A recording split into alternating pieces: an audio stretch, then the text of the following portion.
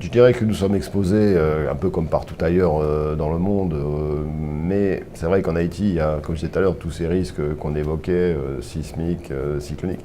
Malheureusement, en Haïti, on a rajouté un autre risque qui est le risque politique, puisque là on est par exemple depuis 1 an et demi dans une crise politique suite au cycle électoral.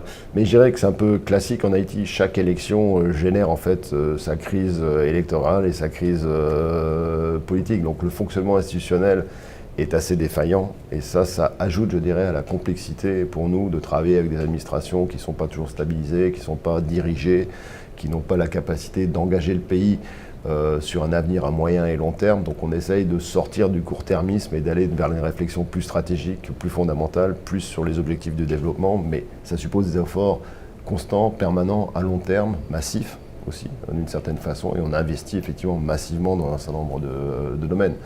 Donc ça, c'est ce qu'on doit faire, ça fait partie des risques auxquels on est confronté. Et quand il y a instabilité politique, il y a souvent aussi instabilité en termes de sécurité, malheureusement. Et ça fait partie des autres risques, effectivement, auxquels on est confronté. Donc je mets un accent particulier, une priorité assez forte également pour renforcer la sécurité du personnel, que ce soit le personnel expatrié ou le personnel local d'ailleurs, qui travaille avec nous sur tous ces défis.